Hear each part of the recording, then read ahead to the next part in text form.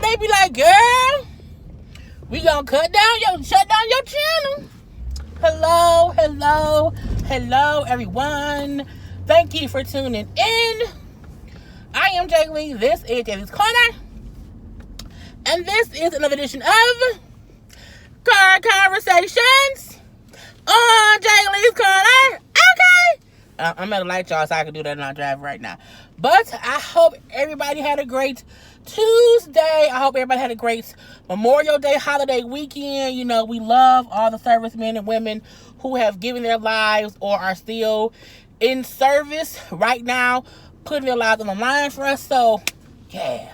If you have not done so already, okay, make sure to subscribe to my channel and become a whole J-Bird, okay, and all that good shit. I'm trying to switch it up, something like that. So this is a quick gossip chat. The stuff that's in these streets or whatever. So I was like, let me just, go over a couple things. I got a little note right here. Matter of fact, let me put it right here so I can easily see it because it's on the steering wheel. Okay, it's an easy way in this daytime so I can see, and I'm still driving. So, not much has happened, but it's little stuff that I have little comments on, and that was the whole point of me and my car conversations, okay? So, first up, Iggy and her nudes, okay? So, Iggy was in GQ back in, 2016, and she shot, a topless photo, but her hands were covering her boobs, and the photo that was published or whatever. However, while taking the photos, of course, there are moments where there are moments her titties was not covered, okay? So, in some of the moments of her titties not being covered, those pictures were taken by someone. The photographer, Iggy was under the impression that the pictures would be discarded. They would not be released or nothing like that. She does not get why anybody still had them all these years later. She brought up how, the reason she did not mind doing it was because other people had been in the same magazine. Other people had did photos like hers, and none of their nudes, none of their, uncensored photos ever leaked. Somebody found them pictures and somebody leaked them. But the only one I seen, it's just her and she's topless. It's just some titties. It's just some titties. I've seen many titties in my life. I've seen my own titties. And of course, if you watch porn, you've seen titties. So, the whole thing, oh my God, I saw all the memes of guys, wanting to hurry up and see. I'm like, are these virgins who act like it? I'm like, they just titties. They just regular boobs. I was surprised it was such a big thing to people. Not to her. But, oh my God, did y'all see her titties? I'm like, y'all act like she the only one that got titties. I was like, oh my God. I was like, okay, if you seen one titty, you seen somebody else's titty, you seen titties. Now, of course, Iggy is completely upset, humiliated, pissed off. She's a ball of emotion, and she has every right to be, because nobody has the right to release photos of you that you did not give permission. However, I will also say, and I think this is the thing that this is what parents and older people have told younger people. You cannot pose for a picture or have a picture taken and assume some asshole might not violate you and post them. Now, whoever found them, stole them, shared them, or whatever to where they got out, they wrong as fuck. I'm not saying them people ain't wrong who did it. They wrong as fuck, and Iggy Azalea has every right to go as far as she wants to go with it, because those pictures were her private. But I'm like, don't pose for pictures that you don't want to get out. I don't know, you know what I'm saying? I'm like, I feel both ways. I feel like she has every right to feel violated, but for the most part, nude photos of people can't leak if you don't take them. And then it's not even like she took them on her own, like it was a whole photo shoot. Don't trust nobody with your nudes with yourself. I've always said that. If you're going to take some nudes, trust yourself to take them, okay? And that's really it. But anything you do, say, posed for, all of that, it's a chance. It's a slight chance that it might get out. So I think it's because her explanation was the only reason that she was okay with posing for the photos was because other people had posed the same way or like that or whatever, and their stuff didn't get out. It's many people who probably have news that didn't leak. But I'm not going to say, well, I'm going to take some new photos for this plus size magazine because other girls' stuff ain't leaked. I don't want the chance of my shit getting out, so I just wouldn't take them. That's just me. But again, she's upset. She deleted she shut down her IG and her Twitter. She released a whole statement just on how she's just mortified about the happening. The photographer who took the pictures initially also released, I think it was on Twitter, or maybe it was on E! News, I don't know what to do. But the photographer also said how they were upset because apparently someone got the photos, stole the photos, took the photos from the photographer. So someone stole from the photographer and then released them. But I like what Iggy said. Why did you even keep them all these years later? Iggy assumed they were deleted. But I'm like, Iggy, you shouldn't have posed for them. Shouldn't have posed for them, and they shouldn't have stole them. I feel both ways, so don't come. It's not her fault. Not saying it's her fault at all. I'm also just saying, don't pose for sake things, post things that you don't want that can possibly get out. But it's still a fucked up situation. Okay, O.J. Simpson, all in these streets, girl and guys, saying that he had sex with Kris Jenner, like in the jacuzzi one night, and apparently Rob Kardashian and Nicole was like there, whatever. They was like on a little vacation years and years and years ago, and OJ is just forever surprising people. I mean, he says how he stood up and said, "I'll give you something," and then he proceeded to have sex with Kris, and he apparently hurt her vagina so much that she had to go to the ER. We all feel like OJ is Chloe's daddy. So I'm like, oh, okay. But at the same time, OJ won't even admit that he did the murder that we know he did. So it's like some stuff I just don't believe from him. I feel like he'll lie about certain things. Now, I still feel like he may have had sex with Kris Jenner. I still feel like that because I feel like Chloe is identical to OJ's daughter. Identical. So I feel like the same way that OJ wrote a book saying, if I did it, this is what I did. I feel like another way to say, yes, I had sex with Kris and I could be Chloe's daddy is if to say, we had sex, and yes, Nicole knew about the time we did it, and so did Rob, and that's one thing that kind of made our friendship not be that tight or whatever. They brings up how when he said it happened, like a year or so later was when Kris and Rob divorced, and then the following year is when OJ and Nicole divorced because of that whole situation that happened. And I say it probably was not the fact that one situation happened. It could have been the fact that they've been fucking around and now the spouses know. Okay, that's what it could be. But I mean, at this point in time, anything OJ say, you have to be like, he might be lying, he might be telling the truth. The truth and the lie is somewhere in the middle, and only God knows. So, girl, who cares? Kit Harington, he played Jon Snow on Game of Thrones. He has checked himself into a rehab facility to work on some personal issues. There are different reports of saying what's going on, mainly, but he is trying to get this a peace of mind. He's been on that show for like 10 years. The show finally ended. It took up a lot of his time. And I don't know if people realize that a lot of actors... Let me get in the slow lane because I'm driving fast, y'all, and I want to get all this out before I get home. But a lot of actors who play roles for a long time, or just, like, if you play roles for a long time, or some actors just play hard roles where they have to be horrible people, sometimes you do have to decompress from it, calm down from it and get back to reality. I'm not surprised that after being on the show for 10 years that he just needs some time adjusting. You know, I was watching Dwayne Wade and Gabby Union, who did a little interview, whatever, and they brought up, you know, when Dwayne Wade was done, you know, he retired, so he's no longer playing basketball, and he said, like, I'm gonna get some counseling because it's a big change. You know what I'm saying? To be doing one thing, to have this whole schedule and, you know, this whole routine of doing things, and that just stops.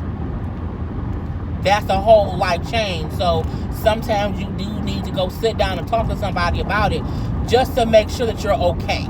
And I think more people should understand that's what people do sometimes, and it's needed.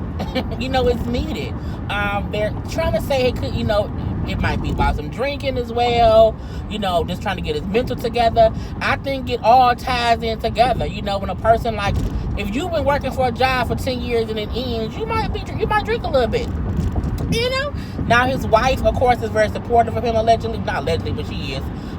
So that's great. But I wish him time to get himself together. I want, you know, he needs time.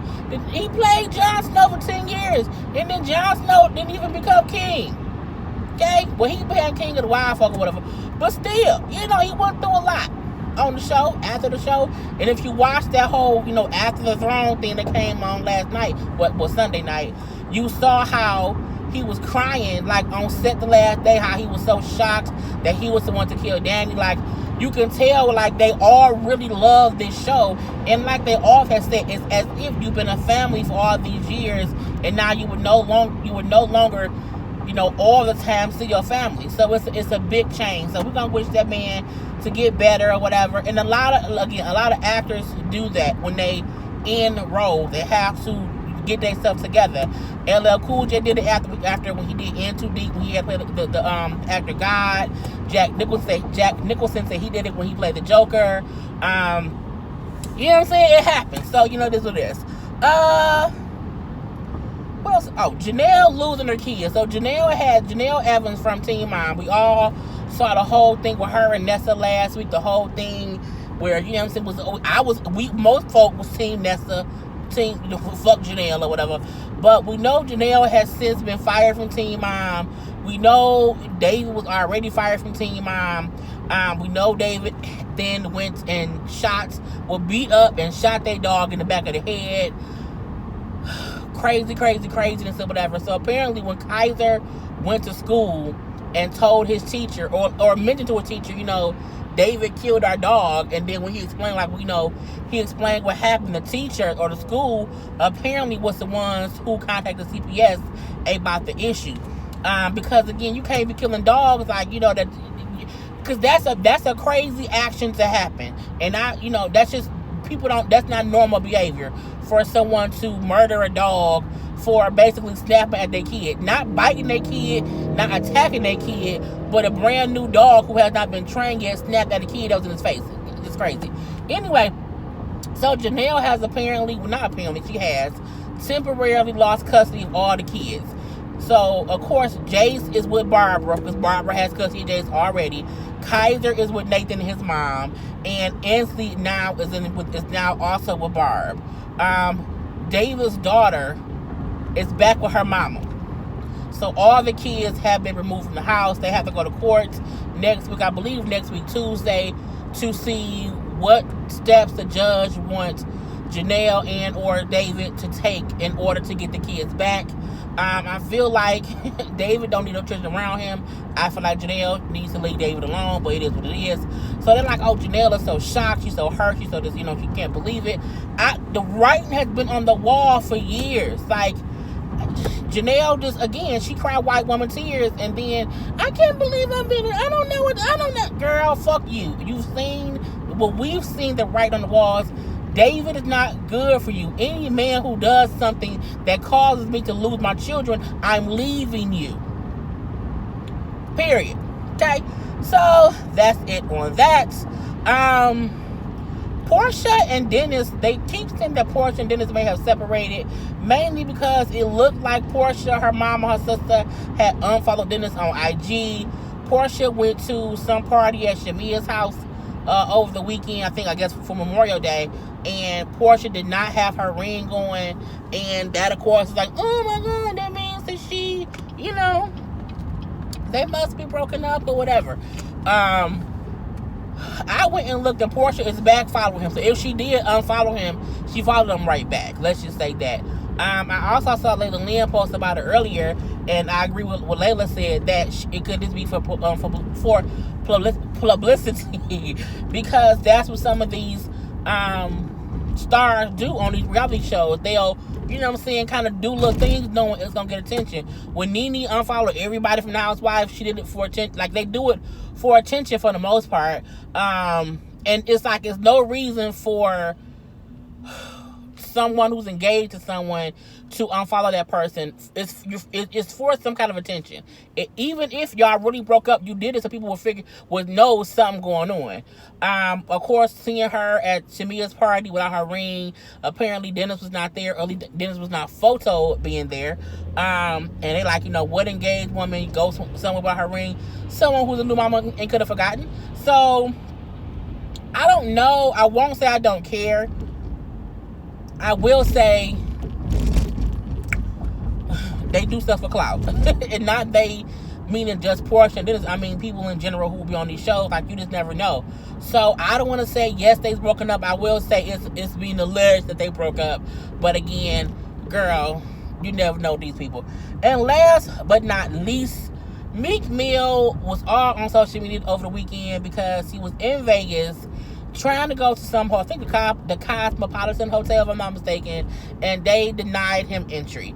And he was upset. Of course, they had the video recorded or whatever, because he was asking them, like, why he was not able to come to the hotel. And they were saying how, you just can't be in here. Like, that's just, all that. Like, no real excuses. Like, we have the right to deny whoever, whenever, however. And so, you know what I'm saying, you can't come in, basically. And Meek was all on, they racially profiled me, they being assholes because I'm a rapper, it was some bullshit on their part, I can't believe it, and all that stuff. Of course, other people shared the video, and you wonder, like, why would they not let him in? It is Meek Mill, like, what's going on? So the hotel released a statement saying how, well, squirrel, you almost died, squirrel. They were saying, like, well, there was the place, the club or whatever was at capacity. The fire marshal had already came and handled the situation. It was already too many people there. So apparently, they say Meek Mill's team called and said he was coming. We told his team if he come, he can't get in. He came anyway, and we just told him he can't get into the club. However, in the video, Meek do say, but what if I want to go get something to eat? Like, not go to the club, but y'all got restaurants. So, like, what if I want to get some food? And they still was like, it'll be trespassing. So you can't come in at all. So it do sound a little bit bullshitty, like they try to come up with an explanation. But the fact of the matter is, if he can't come into the club, okay, that's fine. The club is at capacity. But why can't he go get on food? And to make it seem like if you step foot in here, we gonna arrest you. Then someone said how apparently there was some kind of scuffle or some kind of fight that happened, years ago there with Meek and security or whatnot. But I'm looking like, I think it's a bunch of bullshit all the way around. I do think they would deny him because of who he was, but I also feel like it's 18 million clubs in Vegas. Like, fuck that club. Fuck that club. I can't get in. All right, bye. And I wonder if his team really called. Because if his team did call, and if his team called and was told if he come here, he can't get in, Meek shouldn't have went. So I'm wondering, like, what the fuck is really going on? I mean, I just don't understand it. But, if they are racially profiling, people, artists or whatever, fuck them. Go somewhere else. Fuck them. Period. Point blank to the period. So, we kind of still don't know, because it's Meek's video of him like, why can't I get in? They're like, you can't come in, it's trespassing. So it's that video showing they did not allow him to get in. What they never did was they never gave a reason why. They never gave a reason why. And, the statement they released was like, oh, the club was full. But he wanted some food. So how can he go get no food? So, we have to have our own. Because when you have your own, you won't be like trying to get into other people's shit or whatever. But that's all the news I have for now. I want you all to have a great, great day. I am just pulling into my apartment complex. Why the fuck is it construction everywhere? How am I supposed to get to my goddamn building if y'all redoing manholes and shit? We need a fix. Anyway, but I want y'all to all have a great day, have a great time, and I'll do this my package in the morning, and all that good shit. And I will talk to y'all later. Peace.